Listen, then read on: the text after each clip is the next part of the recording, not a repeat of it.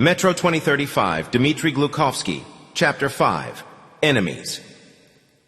The Major's office was perfectly cozy and actually looked more like a bachelor apartment.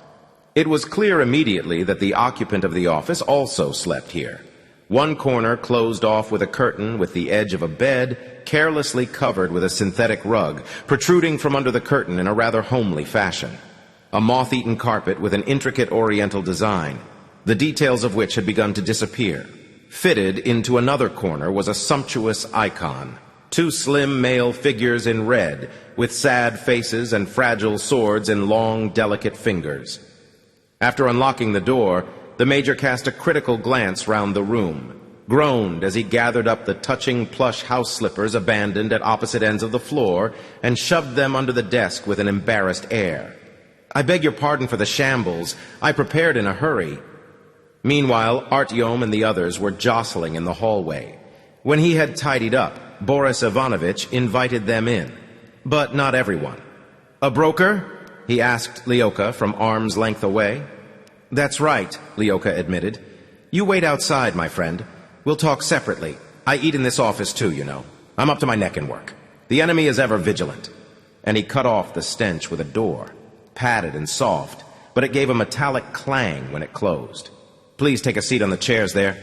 He swept the crumbs off the table, glanced into a hand-painted gel mug, and clicked his tongue.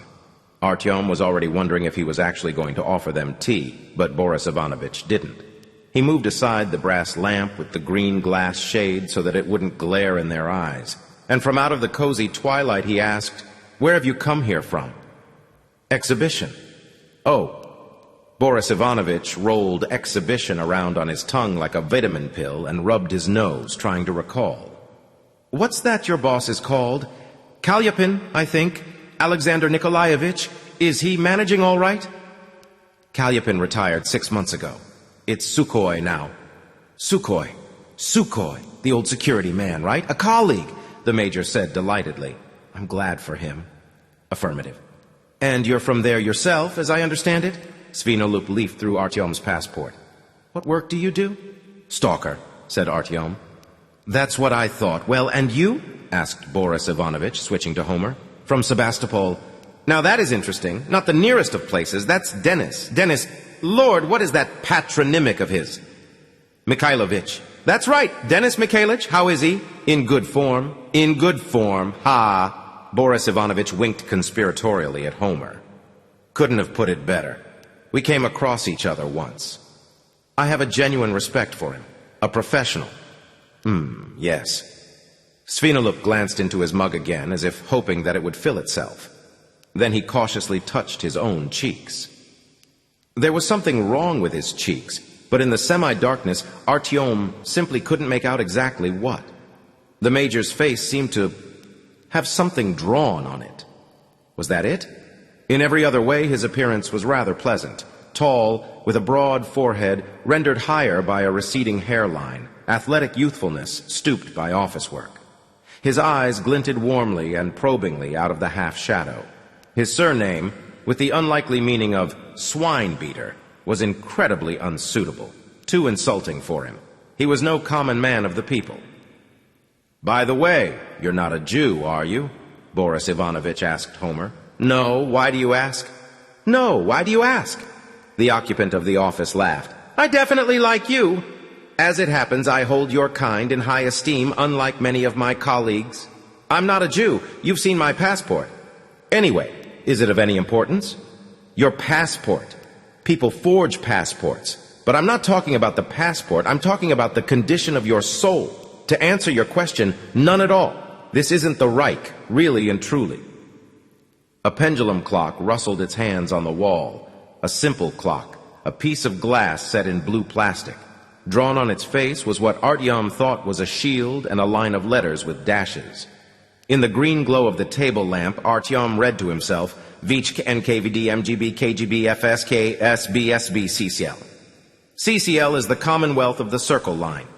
Artyom mechanically deciphered the correct title of Hansa. "A rare item," Boris Ivanovich explained to him. "There are only a couple like it in the entire metro. A connoisseur would understand." "Do you have any more questions for us?" Artyom asked. Of course. Quite a lot, in fact.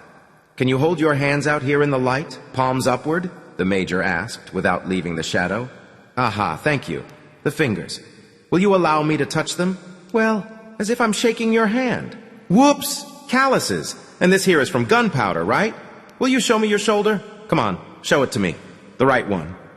No need to get undressed. There you are, a bruise. So clearly you sometimes use an assault rifle, then. And that was another strange thing. His fingers were damp and a little bit sticky. Only it wasn't sweat clinging to them, but Artyom barely overcame the desire to sniff at his own hands as soon as they were released from the Major's clasp. A stalker, I explained. Well, yes, that's right. But stalkers are always in protective suits and gloves, right? You didn't fire all those shots of yours up on the surface. And you, Nikolai Ivanovich, he said, addressed Homer by his passport name, feeling neatly at his own temples. Hands, if you please, thank you. Right, here we see an intellectual. He pondered, kneading them, those fingers of his, thick and strong, as if he had been doing something with them that had made them numb and painful. Perhaps he had been charging a whirring pocket torch for a long time. The museum piece clock wound through a certain amount of time, ticking distinctly. Tick, tick, tick, tick. No one spoke, allowing the clock to sound clearly. The metal door cut off voices on the outside. If it were not for the discreet and distinct ticks, it would have been as quiet in here as it is for men deafened by an explosion. Then Boris Ivanovich recollected himself. May I inquire as to the purpose of your visit to Hansa? Transit, Artyom replied. Destination? Teatralnaya. Are you aware that the importation of uncertified communications equipment into Hansa territory is prohibited? It never was before. Oh, come now. Probably you have simply never tried before, Artyom Alexandrovich. The sound of his patronymic grated. Sukhoi had got Artyom his first passport, and Sukhoi couldn't have known the name of Artyom's real father. He hadn't even heard the name of Artyom's mother. And although Artyom could have heard it, he didn't remember it. So Uncle Sasha had written himself in, and back then Artyom didn't have the guts to argue with him. So it had stuck. But he had changed the surname afterwards anyway when Miller got him new documents issued to replace the ones that were damaged. And here's another question. You live and work at Exhibition, as it says in the stamp. But the passport was issued in Polis. Do you do a lot of traveling? Are you there often? I lived there for a year, working on the side. Not at Lenin Library Station by any chance? At Lenin Library. Pretty close to the Red Line? Closer to the actual library. Svinolup became interested. He started smiling. And you're going to Teatralnaya because it's closer to the theater, obviously, and not because both transfer stations are on the Red Line. Don't get me wrong, I'm only being curious in the line of duty. Almost. I have a trip to the surface planned at Teatralnaya. Of course, to use a military-style radio unit. Who are you going to send coded messages to there? The Corps de Ballet? The Corps de Ballet? Ha! Listen, Artyom interrupted him. We haven't got anything to do with the Reds. I explained. I'm a stalker. That's clear enough anyway, isn't it? From my face and my hair. I don't even have to turn the light on at night in the John. My bloody pea glows. Yes, right, I have a radio with me. What of it? What if I get stuck there, up on the surface? If something tries to eat me, aren't I allowed to call anyone for help? And is there anyone to call? Boris Ivanovich asked. He leaned forward, moved out of the shadow. And it became clear why he was touching his face. It was slashed all over with swollen scratches oozing bloody lymph. One of them plowed obliquely through his eyebrow, and after a break, his cheekbone, as if someone had been trying to rip out the Major's eye, but he had squeezed his eye shut and saved it. That was what was sticking to his fingers. The juice that had oozed out of these scratches, which were quite fresh, not dried out yet. Something had happened to the Major only a few minutes before he arrested them. I had to prepare in a hurry. Maybe there is, Artyom replied slowly. Should Artyom ask him what's wrong with your face, Boris Ivanovich? But what would he gain by that? Nothing except maybe to distract the Major for a moment. Then perhaps you should call them? Boris Ivanovich smiled. With the scratches, it didn't come out too well. Because that could be handy for you right now, registered at one station, documents issued at a different one, carrying a firearm, with 3 magazines of ammunition. with your prohibited radio equipment. You understand what I'm talking about? This radio of yours. We have good reason to detain you, Artyom Alexandrovich, until things are clarified, so to speak. Offer reasons? Explain to this man about what he needed the radio for? Artyom himself could make this Svinelup's entire reply to him. In 20 years, no signals, no evidence that anyone else had survived anywhere at all. Who are you trying to fool, Artyom Alexandrovich? The Major moved out from behind his bulwark and walked to the center of the room, to trample with his dirty boots the pattern that was turning blind and dark because of age. And you, Nikolai Ivanovich, for company's sake, perhaps you at least have something to tell me? Not necessarily here in front of the young man. Nothing has been found in your baggage except for a diary. That is, your cute scribblings can be interpreted in various different ways. Maybe it's a chronicle of bygone years, or maybe you're dashing off a report for the state security services of the Red Line, eh? Homer pulled his head down into his shoulders and kept his mouth shut, but he didn't forswear Artyom. Svinelup screwed the vice just a little bit tighter. Well, just as you like. These are difficult times, anxious times. Difficult times require difficult decisions. You understand what I mean? Artyom searched for an answer down there on the bald carpet. The melancholy plush slippers peeped out from under the desk. They somehow didn't belong in this office. Too small for Boris Ivanovich with his immense boots. A woman's? And it might be possible that you have some explanation for all of this. But I don't know it yet, do I? Put yourself in my position. I have to invent my own hypotheses. And so far my hypothesis is shaping up this way. He had to prepare in a hurry. Didn't have time to tidy away the slippers. His face is lacerated and bloody. Who did that to him? Artyom wondered, instead of thinking how to exculpate himself. A woman, with her nails, his entire face. She had tried to scratch his eyes out. It wasn't a game. What had he done to her? You, comrades, attempted to gain entry to the territory of the hostile state of Hansa, bypassing border control by means of bribing a public official, for purposes, naturally, of espionage, or perhaps to prepare a terrorist attack.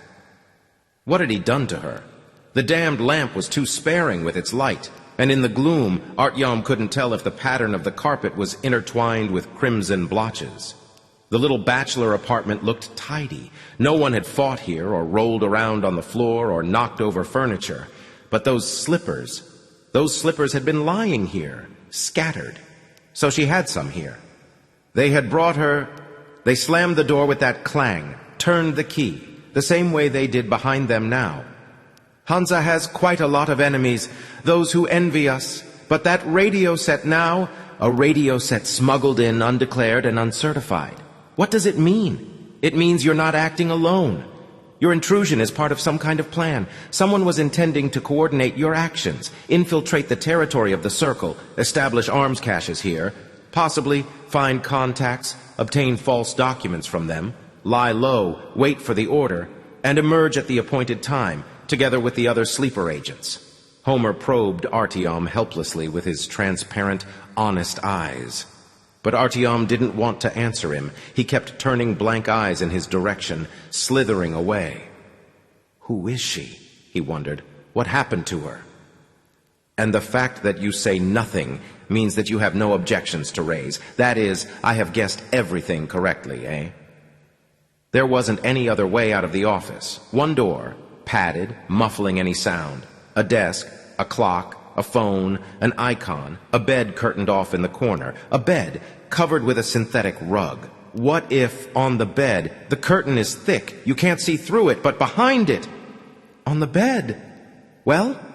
Artyom opened his mouth, preparing to make a confession. Svinelup gathered himself, lurked in waiting, stopped, droning. The Chekist clock dragged out a bit more time. Tsick, tsick, tsick.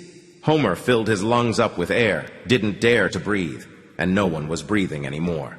The reason she had tried to blind the Major with her final ounces of strength was because he was killing her.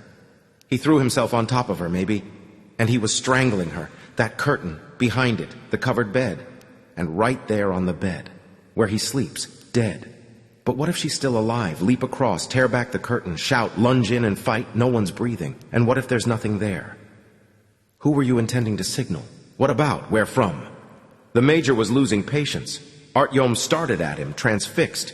His head filled up with dirty groundwater. It couldn't contain it and was threatening to burst.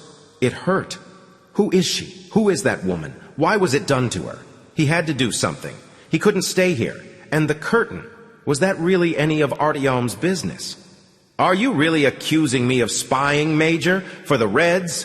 Artyom rose halfway out of his chair. Svinula pulled a matte little Makarov pistol out of the air and arranged it beside him on the desk, a broad black pupil staring into Artyom's pupils. But it was too late to retreat. Artyom had to open the padded door. He absolutely had to get out of this cozy little apartment. Get out himself and take the old man out. So you found calluses on me, did you? Gunpowder? All right, very well, let me tell you where the calluses are from. Do you remember the business with the bunker last year? You must remember. Do you remember Corbout from the Red Line? You must have known him. He was your colleague. When the Order lost half its soldiers, do you remember? Holding back the Reds, fighting against your enemies, yours. Because if they had taken over that bunker, and we asked for help from you, from your Hansa, remember? When we thought everything was over. But apparently you bastards had all your forces occupied on the invisible front. That's where I got my calluses, from the same place where Miller got his wheelchair. Roll up your sleeve, the major told him in a changed voice.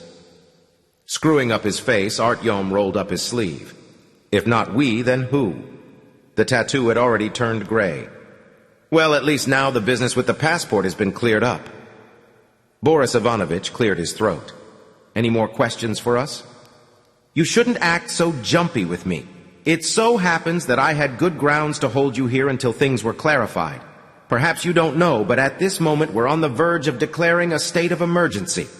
Only last week, 15 agents of the Red Line were exposed and neutralized. Spies, saboteurs, and terrorists. The Order, of course, is busy with other things, I understand. But your Order, greatly as I respect it, doesn't have a clue about counterintelligence. Maybe it seems to you that the future of the entire planet lies in your hands alone. You probably think that the peace and stability of Hansa can be taken for granted, right? But what if I tell you that only yesterday we caught a little man who had obtained access to our water supply system, and they confiscated 20 kilos of rat poison from him? Do you know how agonizingly people die from rat poison? Or that a happy-go-lucky shit-shifter who looked just like your little friend carried an anti-tank mine into Belorussia in his barrel? Do you know that? If it was put in the right place, can you imagine what would happen? And that's just the saboteurs. We catch agents by the bunch, propagandists. They start by whining that we don't have any justice here, that the rich are getting richer and the poor are getting poorer, that Hansa, so they say, is stifling business, or that the working man's life is unendurable throughout the entire metro, because Hansa's sucking the juice out of everyone. And then there are the leaflets, there now. He laid out in front of Artyom a piece of gray paper on which the map of the metro was shown as a cobweb. Sitting in the center was a fat spider. Written on the spider was Hansa. And on the other side, turn it over, pass it on to a comrade, or come to the meeting. So there now, they're setting up cells. Now, do we understand? They're preparing a revolution right under our very noses, get it? Day and night. Have you ever been there, I'm afraid to ask? Do you realize what's in store for us if it comes to the worst? They won't even bother to waste bullets on us. They'll just beat us to death with metal rods. And the ones they coerce into happiness will end up eating each other. And then on ration cards. There. We'll have Soviet power. And what can you do against a popular rebellion? How many men does the Order have left? 30. 40. Oh, sure, you're an elite force. Sure, you're heroes. Sure, if not you, then who? But against a crowd that rabble-rousers have incited and wound up, what will you do then? Will you fire at the women, at the kids, eh? No, my friend. Maybe you understand the tactics of close combat or how to storm reinforced targets, but there's more to life than just that. Do you know how many different situations there are in life? Tsik, tsik, tsik. Boris Ivanovich clasped his hands together. That seemed to remind him of something, and he stared at his fingers, thick and strong, thoughtfully. Then his touched his cheek again. Why are you going to Teatralnaya? He asked again, calmly. And who's this with you? He nodded at Homer. I'm carrying out a mission for Miller, Artyom replied. If you want to, contact him and ask. I'm not authorized. The old man is my guide. We're on our way to Pavlitz." Homer started blinking. He heard Miller mentioned. He remembered where Miller had really sent Artyom. Crazy, but he didn't know everything. The tattoo was still there, but if anyone told Miller that Artyom was still serving in the Order, if anyone really did pick up that angular handset and ask to be connected with Miller, "The old man's guiding you?" the Major drawled absent-mindedly and laughed. "Good for Granddad. And what about the broker?" "The broker's with us." "He was with you. Now he'll be with us. He was the one who got you through the cordon and made the bargain, wasn't he? In violation of the phytosanitary quarantine. After all, someone gave a bribe to an official of the Commonwealth of the Circle Line, didn't they?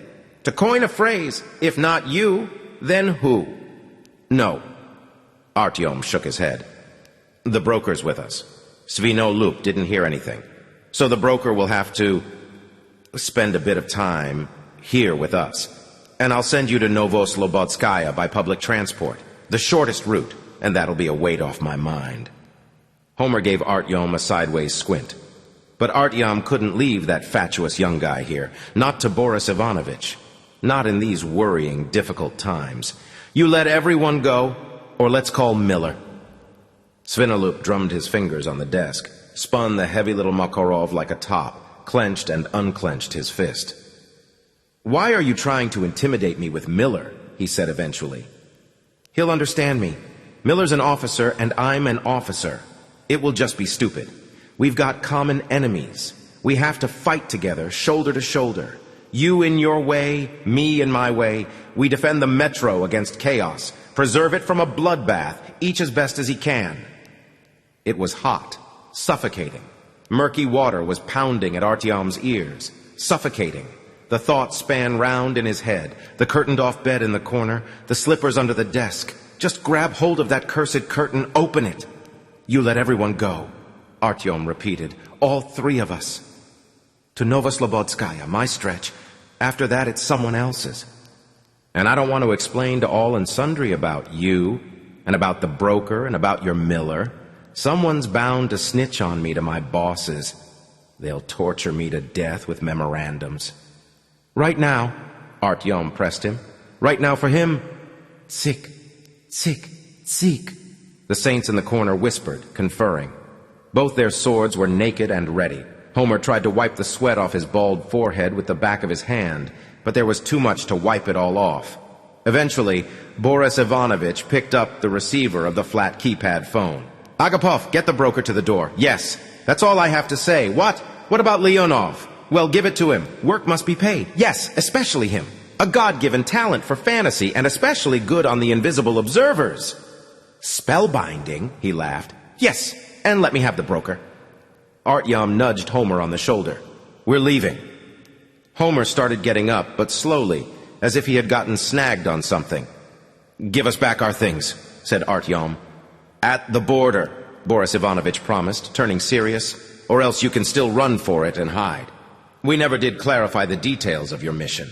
Don't worry, we'll give everything back at the border." Before locking the office, he cast a proprietary glance around it. Everything there was in order. Boris Ivanovich shot a glance into the corner, shuffled his massive boots in front of the sword-bearers in halos, parade drill style, as if facing his commanding officer, and turned out the light. And Artyom looked back over his shoulder one last time, at the curtain. None of my business, he told himself. "On the bow order, so o hombre, clouds drift slow, owly." Svinolup started singing quietly under his breath. The Peace Prospect Circle Line station had a face that was quite different from its Siamese twins. The radial line station stared blindly into darkness. The Circle Line station had its eyes screwed up against the bright light. The radial line station was cluttered with stalls, kiosks, heaps of all sorts of junk and consumer crap. And basically, it looked like a vagrant bum who had decked himself out in new threads at a garbage tip. The Circle Line station, despite being joined to its twin by the pedestrian passage, had managed to avoid being infected by its lice. The black and white checkered floor was scraped and licked spotless. The gilding on the ceiling had been touched up, and the ceiling itself, crisscrossed with an intricate oblique patterning of lines, although rather soft-smoked, still hinted that it had once been snow white. Heavy bronze chandeliers with numerous light bulbs hung suspended from it. On each chandelier only one light bulb was lit, but even that was enough to leave not a single dark corner in the station. Part of the platform was allocated to a goods terminal. Beside a crane leaning down to a trolley, loaders in blue overalls smoked something appetizing and rather pricey. Crates of some kind had formed up in neat, disciplined ranks. A new goods wagon with bales of commodities was arriving out of the tunnel. Profanities jangled vigorously. Work was going on, and life was moving with a swing. The local inhabitants' houses were built in the archways that led onto the platforms in order not to occupy the central hall and spoil its beauty. The gaps had been bricked off and even plastered in white, and the little entrance doors were on the hall side. Little windows had even been made beside them, facing the chandeliers. Looking through the curtains, you could probably imagine that evening was simply falling outside. And if there was a knock at the door, you could pull back the curtain and look to see who it was before opening the lock. The people here were washed, even dressed up. And no matter how you searched, no way could you trace even a single weak and weedy person in the crowd. If heaven was still possible in this world, Peace Prospect would definitely be one of its stations. Boris Ivanovich took his leave of them before emerging into the light. He apologized, saying he had to go across to the medical casualty center. A little man with a mustache, decent and ordinary looking, came out of the office accommodation to replace him and let out the broker Lyokha. He had a split lip, but that didn't prevent him from smiling. "You're going to Novoslobodskaya with us," Artyom told him, and then to Mendeleev. "Anywhere you say," said Lyokha. The little man pulled down his washed-out sweater. Not a uniform item, of course, but so congenial, with knitted snowflakes, and after slapping Lyokha on the shoulder, beckoned for all three of them to follow him. From the outside, they looked like four friends walking along the platform. Four friends, swapping jokes and smoking at the trolley stop. The celebrated Hansa passenger trolley arrived right on time. A smoking motorized rail car with a passenger carriage attached. The passenger carriage, it's true, was open-topped, but it was conveniently equipped with soft seats ripped out of some metro train. The conductor collected 2 cartridges from everyone. The sweater paid for the entire group. They sat down facing each other, swayed and trundled off. There were almost no more free places. To their left sat a woman with bleached hair and a goiter. To their right was a big-nosed, sullen male individual in a random assortment of clothes. Behind was a sleepy young father with bags under his eyes and a snuffling little bundle, then a man with a simply indecent paunch and a dark-haired girl of about 16 in a dress right down to the ground, playing it safe. And then more people, and at the back, just like at the head of the trolley, machine gunners in Kevlar bulletproof vests with titanium helmets on their knees. But they weren't armed guards for Artyom. Even here in Hansa, with its continuous traffic and never-extinguished lighting, tunnels were still tunnels, and all sorts of things could happen in them. "And he had 20 kilos of rat poison with him," the bleached woman continued her conversation from the previous stretch of track. They caught him at the last moment. "They've gone berserk. Rat poison. They should kill that lousy snake with rat poison. Make him guzzle it all himself," the gut bucket grouched. "How many of them can we put up with? There's that one who came over from the Reds, you know where, from Sokolniki. He says they're gobbling their own children there already, that their man is the Antichrist, that Moskvin of theirs, and he wants all of us, too. Satan?" "Come on, children," drawled the sleep-deprived father with bundle. No one would eat their own children. "You don't know much about life," the gut bucket grunted. "Not their own children. No one," the other man said stubbornly. "Well, when they get here, we'll see," the sweater joined in the conversation. "It's getting worse and worse, isn't it? What about last year with the bunker? The order barely held out. What keeps driving them on?"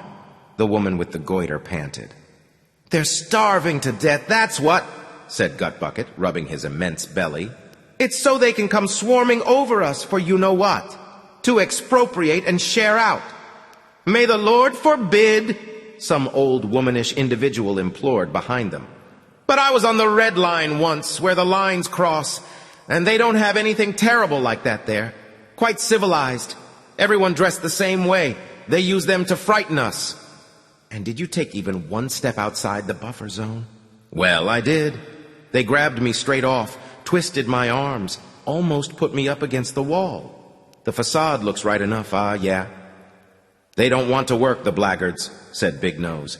We do everything here with our own labor. 20 years in the galleys. But these, they're like locusts. Of course, they're after new stations now. They've already cleaned out everything in their own. They'll gobble everything down in 2 sittings. But why should we? What for? We've only just started living a decent life. If the war hadn't happened, if they want to, let them devour their own children and not come interfering with us. What do we care about them? Oh, the Lord forbid. Let it not be. All this time, the trolley was trundling along calmly and unhurriedly, puffing out a light, pleasant smoke, petrol-smelling from Artyom's childhood, along an exemplary stretch of line that was dry, soundless, and illuminated every 100 meters by an energy-saving light bulb. And then suddenly, bang! Everything went dark. Right along the tunnel, the little bulbs went out, and it was as if God had fallen asleep. Brake! Brake! The brake squealed, and the Goitrus woman, the man with the nose, and all the others went tumbling head over heels across each other, inseparable in the darkness. The infant started mewling, working itself up louder and louder. The father didn't know how to calm it down. Everyone stay in their places! Don't get down off the trolley! One torch clicked, lighting up, then another. In the skipping beams, they could see the Kevlar warriors bustling awkwardly to pull on their helmets, and saw them getting down reluctantly onto the tracks, cordoning off the passenger trolley, planting themselves between the people and the tunnel. What? What happened? Something scrabbled in one Kevlar man's walkie-talkie. He turned away from the civilians and mumbled something in reply. He waited for an order. None came, and without an order, he didn't know what to do and froze in bewilderment. What's going on? Artyom asked, too. Oh, drop it, we're fine here, the sweater replied jauntily. We're in no hurry to get anywhere, are we? Actually, I'd like... Lyoka hemmed and hawed, sucking on his lip. Homer maintained a tense silence. I'm in a hurry to get somewhere, said the father of the bundle, getting up. I've got to get this child to its mother. I can't give it the breast myself, can I? Boys, what are they saying there, at least? The peroxided woman swayed her goiter in the direction of the soldiers. Sit down, madam, one Kevlar vest said firmly. We're waiting for clarifications. A minute stretched out like a string, and another. The bundle, uncomforted by its inept father, worked itself up to squealing now. From the front of the trolley, 1,000,000 candles were shone into their eyes, seeking out the source of the crying. Shine that light up your ass, the father shouted. They can't do a fucking thing. Let the Reds take everything here. Maybe they'll introduce some order at least. Every day they cut out the lights. What are we waiting for? Someone supported him from the rear. Going far, are you? There was a note of sympathy in the sweater's voice. Culture Park! Half the metro still to go. Hush-a-bye. Let's move on at walking pace at least. We don't run on electricity. Start it up. If we can least reach a station, then... What if it's sabotage? And what's up with our security service? Where is it when it's needed? The state they've let things get into. Hasn't started already, has it, oh Lord? At a walking pace, I said, come on, little by little. This is what we pay our taxes for. We're awaiting instructions, a warrior muttered into his walkie-talkie, but it only coughed back at him. It's definitely sabotage. And what's that there? Now then, shine the light. The sweater screwed up his eyes and jabbed his finger into the darkness. One Kevlar soldier aimed his torch where he pointed, at a black hole. Running off from the tunnel into the thickness of the earth was a passage, a narrow little corridor.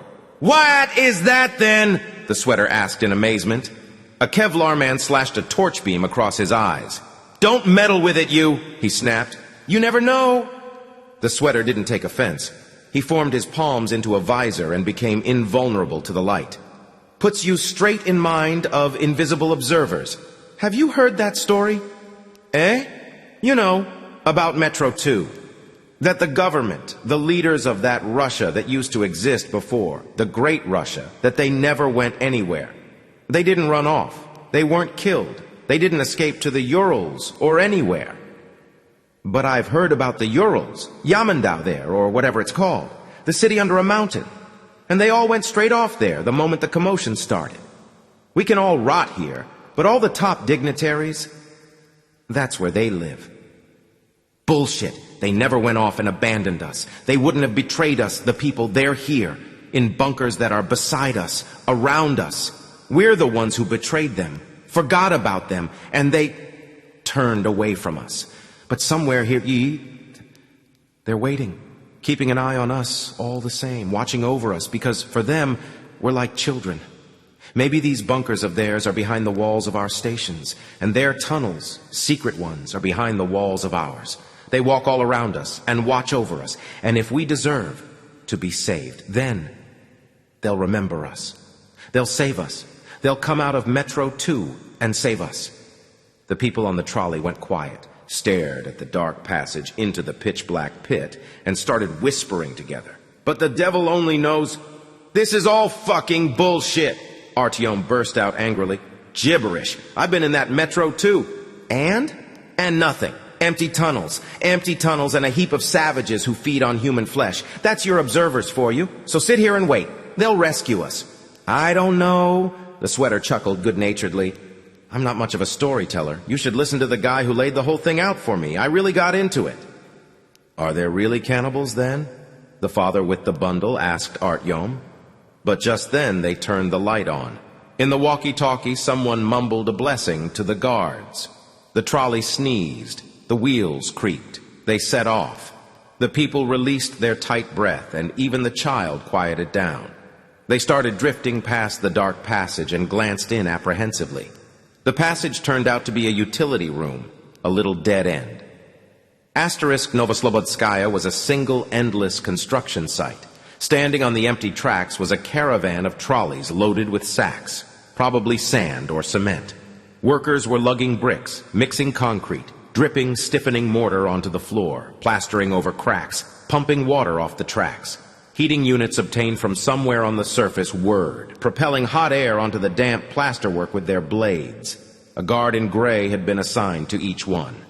It's leaking, the sweater explained. Novoslobodskaya had changed.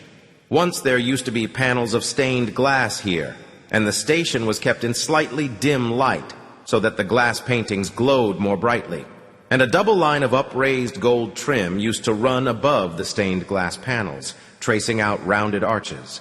And the floor had also been laid out in black and white granite squares, as if a passenger was stepping onto a precious chessboard, a gift to the Tsar of Russia from the Shah of Persia. Now there was nothing but cement everywhere. Fragile stuff, said Homer. Eh? Artyom turned towards him. The old man had been silent for so long already, it was actually strange to hear him. There was someone I used to know. He told me once that the stained glass panels at Novoslobodskaya had burst a long time ago, fragile stuff, but I'd forgotten. As we were traveling just now, I kept thinking about seeing them. Never mind, we'll cope, the sweater said confidently. We'll save the station. Our fathers could, and so can we. As long as there's no war, we'll cope with it all. Probably, Homer agreed. It's simply a strange feeling. I never liked those stained glass panels, and I didn't like Novoslobodskaya because of those panels. I thought they were in bad taste, but just now, while we were traveling, all the same, I was expecting them. Maybe we'll restore the stained glass, too. That's not likely. Artyom shook his head. Well, if not, screw them. Lyokha smiled a cracked smile. Life goes on even without them. Where's your way out here? We'll restore everything, just as long as there isn't a war, the sweater repeated, slapping Lyokha on the shoulder. He led them to a stairway over the tracks, across a narrow isthmus, to Mendeleev. They passed one cordon in camouflage gear, then another, and only then did the border loom into view, with the brown Hansa circle on standards and a machine gun post. Lyokha kept squirming and spinning about, turning to look back for some reason. His merriment was hysterical. Artyom knew that, not real. Homer glued his lips together and gazed in under his forehead at an invisible cinema screen. The sweater carried on spouting all sorts of optimistic prattle. Languishing at the final checkpoint, in addition to the gray border guards, were another 2 men dressed as laborers, in stained and smeared overalls and with welding goggles on their foreheads. Artyom's stuff was standing at their feet, the bundle with the protective suit and the knapsack with the radio set. They greeted him, unfastened the zip, invited him to check that the automatic and the cartridges, there they were all in place. Count them if you like. Artyom didn't bother to count them. Right now, he simply wanted to get out of here, get out alive, nothing else. It's impossible single-handedly to fight their entire security service, all of Hansa. But there, in the room, behind the curtain, there's nothing there. Paranoia. Right! The sweater shook Lyoka's dirty shoulder blade vigorously and held his hand out to Artyom. Godspeed! Looking from the outside, they were 4 old friends saying goodbye, not knowing when they would see each other again. It was only after they had already stepped into Mendeleev station, when the men in civilian clothes definitely couldn't hear them anymore, that Homer took Artyom by the sleeve and whispered, "You spoke to them in exactly the right way there. We might never have got out of there, you know." Artyom shrugged. "I can't stop thinking about one thing," Homer went on. When we walked into his office, he cleared away slippers that were scattered about. Remember? And? Well, they weren't his slippers, were they? Did you notice? A woman's. Those slippers were a woman's. And the scratches... Nonsense! Artyom barked at him. A load of garbage. A meal of something would be good, Lyoka declared. Who knows when we'll get home now?